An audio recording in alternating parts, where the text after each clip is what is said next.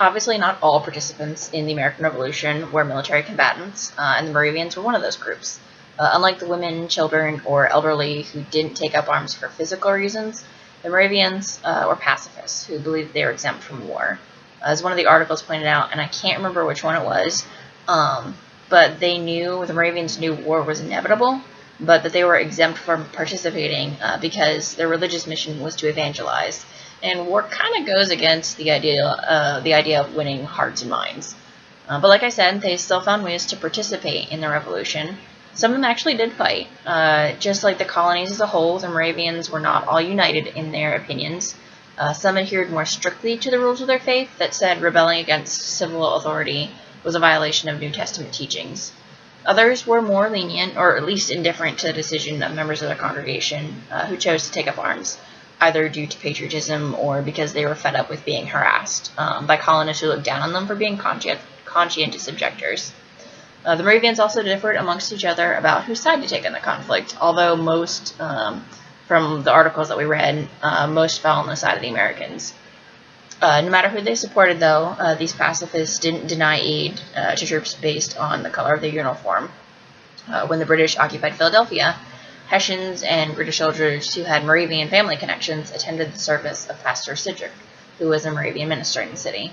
And for a short while, a hospital for American forces was located in Bethlehem, the town with a large Moravian community.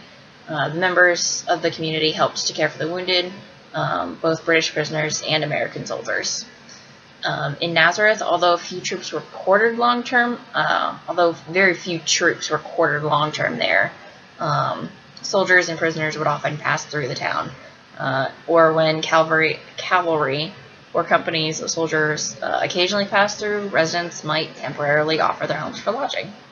However, not all interactions between these Moravian towns and soldiers were peaceful.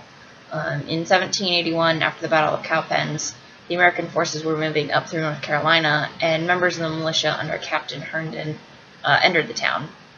Initially, the interactions between soldiers and the civilians seemed to go well.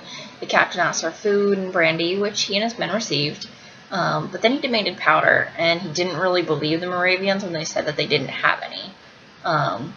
But he eventually accepted that, but he instead demanded their lead for bullets, which they eventually gave him. However, throughout the night, the soldiers continued to requisition food, drink, really whatever they wanted.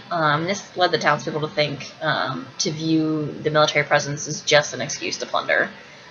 Finally, the soldiers left around 10 p.m., but they took with them the supplies and the lead that they had requisitioned.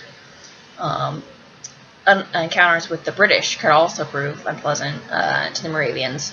Just before the Battle of Guilford Courthouse, Cornwallis camped near the Moravian town of Bethania.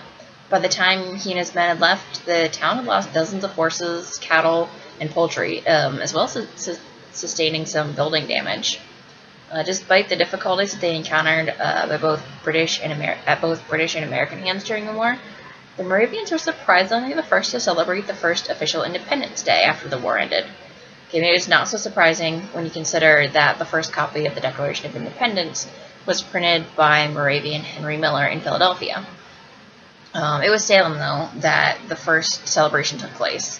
Governor Martin of North Carolina had proclaimed a day of Thanksgiving after the war ended as July 4th neared, and he happened to be in town on July 4th.